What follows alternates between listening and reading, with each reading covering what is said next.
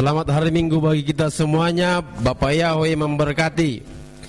Puji Bapak Yahweh, pada hari pertama ini kita masih dapat berkumpul di gereja ini untuk memuji, memuliakan Elohim. Amin. Ya, kebenaran firman Bapak Yahweh hari ini adalah hal mengumpulkan harta.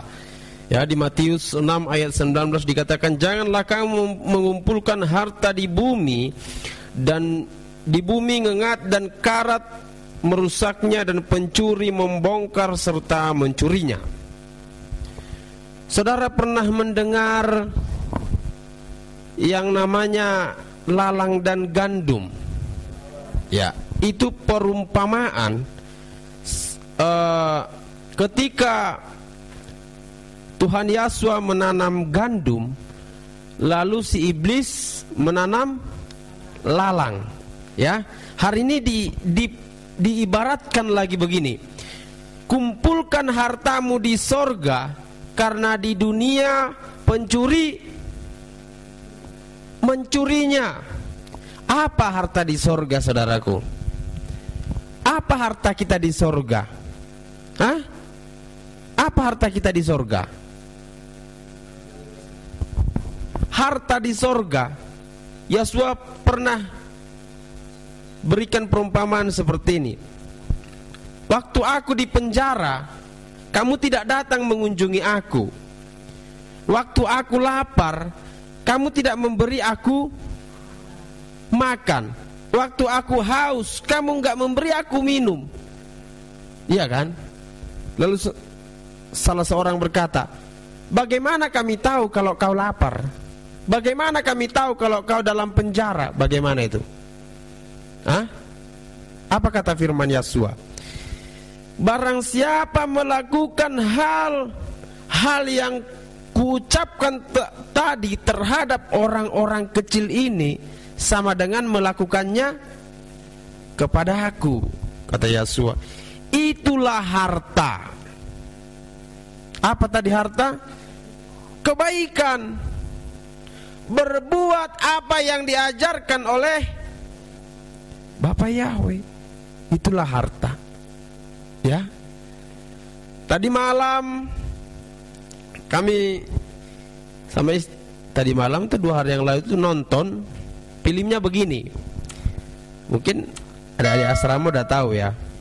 Jadi ada seorang yang ngeluh aja kerjanya. Ya. Sampai suatu ketika Tuhan berkata, ya udah kaulah jadi Tuhan, gitu. Ya kan? Kaulah jadi Tuhan. Akhirnya dia jadi Tuhan. Dalam ilustrasi ini ya, seketika dia jadi Tuhan, jadi dalam waktu dia ngeluh, waktu dia belum jadi Tuhan ini, waktu dia belum jadi Tuhan, dia selalu ngeluh, Tuhan, aku selalu begini, aku selalu sial. Ini perkataan dia, aku selalu sial, kemana-mana aku begini. Hah? Kau itu nggak becus Tuhan. Itu dia bilang, kalau saya bisa memecat, maka kau yang duluan kupecat jadi Tuhan, katanya. Iya. Akhirnya Tuhan kasih pelajaran dia supaya dia jadi Tuhan. Iya kan? Nah, singkat cerita, saudaraku, dia jadi Tuhan. Nah, waktu dia jadi Tuhan, dia mendengarkan keluhan setiap manusia. Lalu dia bingung, yang mana yang mau dikabulkan ini? Iya kan? Dia mendengarkan semuanya, dia punya kekuatan, dia bisa melakukan apa saja yang dia inginkan. Lalu dia berjumpa dengan Tuhan. Apa yang Tuhan tanyakan? Setelah seminggu kamu mendapatkan kekuatan aku, udah berapa orang yang telah kamu bantu? Lalu dia bingung. Akhirnya dia berpikir, selama dia mendapatkan kekuatan Tuhan, dia itu hanya melakukan apa yang dia inginkan. Dia itu hanya memberikan kekuatannya, kemampuannya, kesanggupannya untuk pribadinya. Dan Tuhan bertanya, seminggu kamu sudah dapatkan kekuatanku, berapa orang yang kamu bantu? Nah, sekarang kita bertanya, saudaraku, kepada diri kita sendiri. Selama 33 tahun kita hidup, sudah berapa orang yang kita bantu? Udah berapa orang yang kita bantu, Pak Nando? Udah berapa orang, Bu Pika, kita bantu?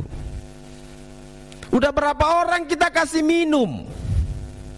Itu harta di sorga, men. Udah berapa orang yang dalam penjara kita kunjungi? Mereka membutuhkan kunjungan, rangkulan. Ya, sudah berapa orang? Kemampuan kita ini kita berikan kepada orang yang lemah. Firman Tuhan katakan, kalau kau punya jubah 2, berikan 1. Artinya apa? Artinya kalau kita sanggup melakukan sesuatu yang sanggup kita lakukan kepada orang lain, tetapi kita menunda, maka dosamu besar, kata firman Tuhan, kan? Jika ada orang yang meminjamkan uang kepadamu, padahal kamu mampu, lalu kamu berkata, datang lagi besok, kecuali ada kebutuhan juga, ya, datang lagi besok. Padahal besok dia datang lagi besoknya. Artinya apa? Kemampuan kita itu kita tidak berikan kepada orang yang membutuhkan, kita sama dengan berdosa. Amin. Apa yang telah kita mampu di dunia ini belum tentu orang lain mampu. Tuh, ya. Ibu-ibu, semua adik-adikku, ya, saudara-saudara yang terkasih, saya selalu bilang, yang mempunyai pekerjaan, jangan mengeluh dengan pekerjaan yang saudara punya. Karena kemungkinan pekerjaan yang saudara punya adalah keinginan orang yang menganggur. Jadi jangan ngeluh dengan pekerjaan itu, amin. Saudara yang alami sekarang ini bersekolah, juga keinginan orang yang mempunyai keinginan. Mungkin mereka belum dapat informasi. Saudara sudah dapat informasi tentang Bukit Gibeon, iya kan? Jadi jangan mengeluh terhadap segala sesuatu. Itu juga harta di sorga. Jangan mengeluh, iya kan? Kalau orang yang mengeluh adalah orang yang memberikan celah kepada iblis. Supaya apa? Supaya keluhan itu dikorek menjadi satu penyakit. Ya, iblis itu, saudara, dia itu tidak bisa membuat penyakit. Maksudnya dia tidak bisa membuat kita sakit hati, stres. Iblis nggak bisa. Dia hanya bisa mengkorek-korek. Paham nggak? Ya, yang membuat kita sakit hati siapa? Diri kita sendiri. Orang jatuh ke dalam pencobaan itu karena keinginannya sendiri. Ingatlah, Bapa Yahweh tidak pernah mencobai. Tapi karena keinginan kita ingin dicobai, akhirnya kita membuka celah. Kalau kita tidak menjaga hati kita, maka rusaklah hati itu.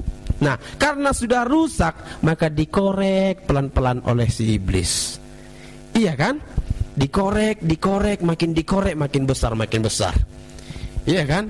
Contohnya seperti ini. Fika hitam.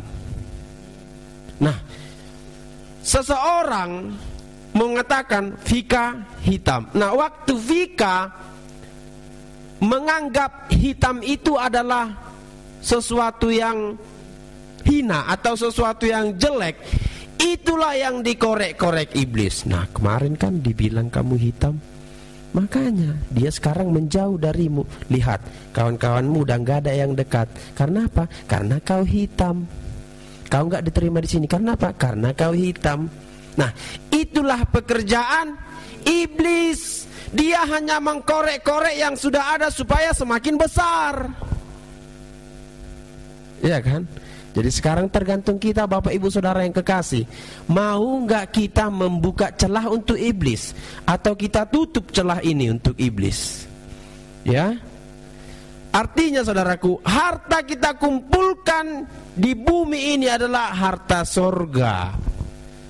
Ya, jangan kita buka celah. Karena membuka celah juga adalah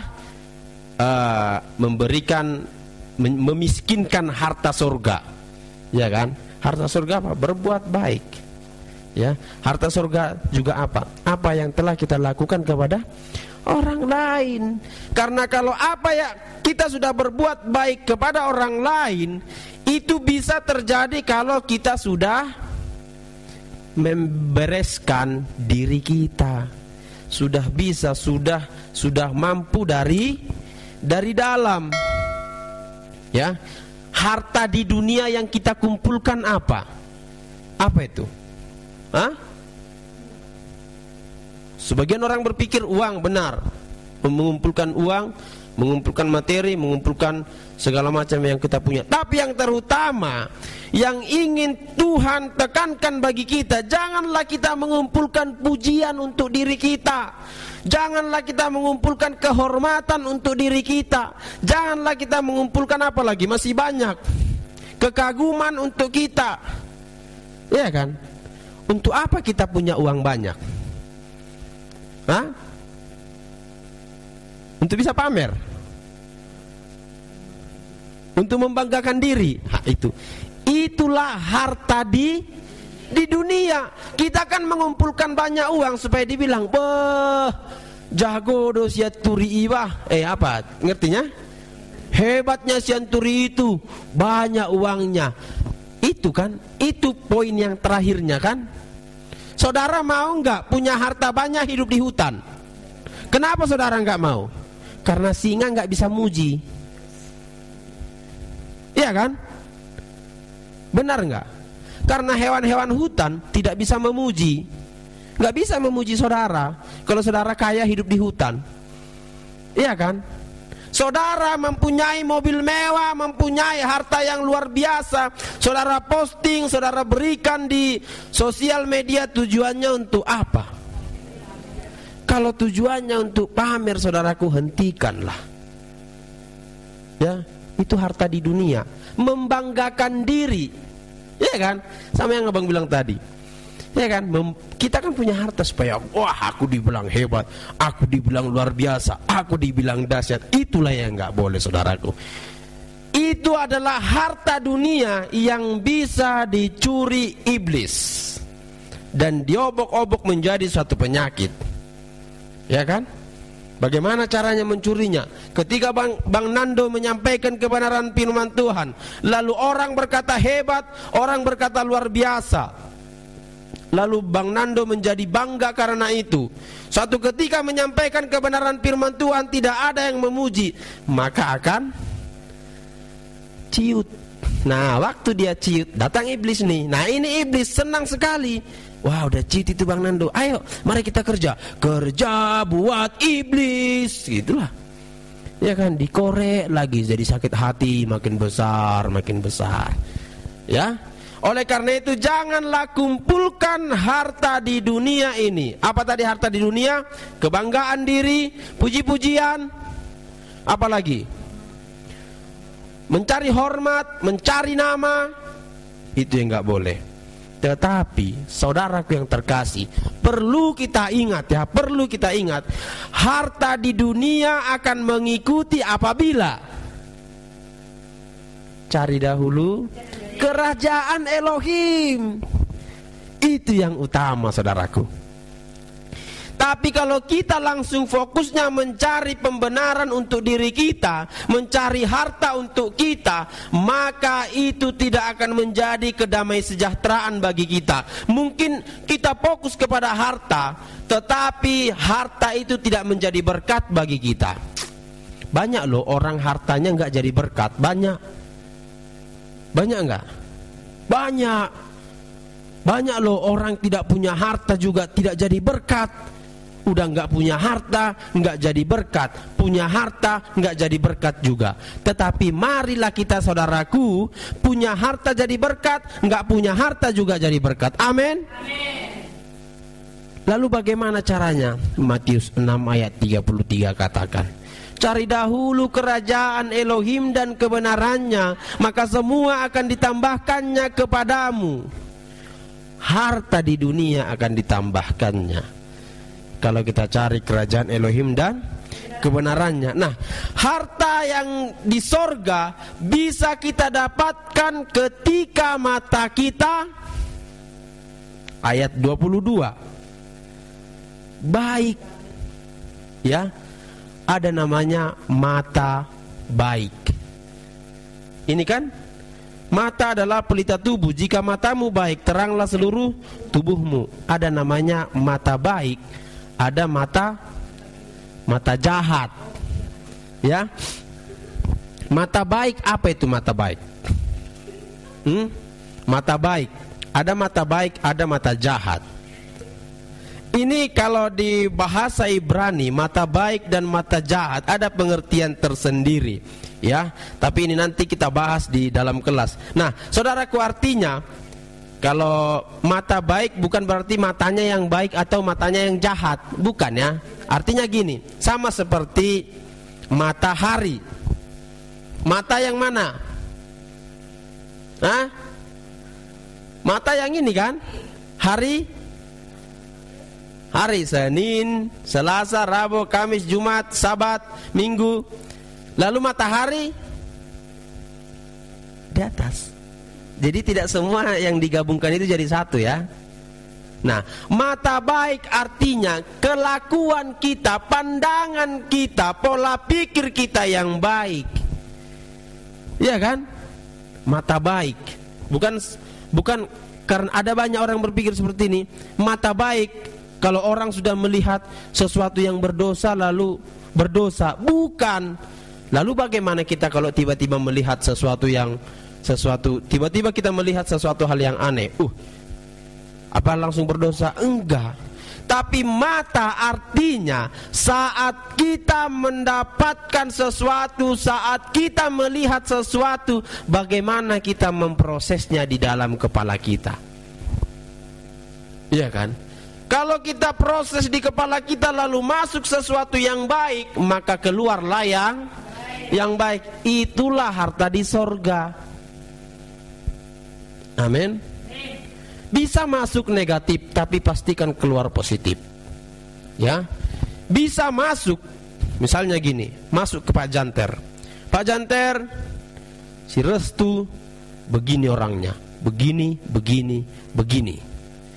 Kemarin dia begini. Nah, waktu saya masuk ke dalam pikiran saya, bagaimana saya memprosesnya ini? Kemarin Pak Janter digosipin si Restu Pak Janter. Nah, apakah saya langsung masuk begitu, langsung saya masukkan ke pikiran saya, langsung saya membenci dia? Enggak, ya. Tapi masuk, saya dengar, saya perhatikan, saya telusuri lagi, ya. Lalu harus berjumpa dengan orangnya. Kan firman Tuhan katakan kalau ada yang bersalah tegur 4 mata. Benar enggak? Kalau enggak lagi kalau dia tidak mau, panggil saksi. Kalau enggak mau, berikan di orang banyak. Kalau enggak mau juga, kucilkan. Itu firman Tuhan. Nah, saya harus panggil dia 4 mata. Lalu saya bertanya, kata si ini, oh rupanya begininya. Oh, akhirnya saya jadi tahu. Nah, itulah yang dinamakan, saudaraku, mata yang baik. Ya, artinya mari kita jadikan mata kita ini menjadi mata yang baik. Karena mata ini adalah pelita tubuh kita. Ya, kita pandanglah sesuatu yang baik. Kita lihatlah sesuatu yang baik dari seseorang. Banyak, ada nggak kekurangan Pak Nando? Ada kan? Kalau saya selalu melihat kekurangan dari Pak Nando, saya nggak mempunyai kebaikan. Ada nggak dosa Bapak Ibu Saudara? Kalau saya selalu melihat pelanggaran dosa Bapak Ibu Saudara, saya nggak akan mampu melayani di sini. Kalau saudara hanya melihat dosa saya, maka saudara nggak mau duduk mendengarkan saya. Benar nggak?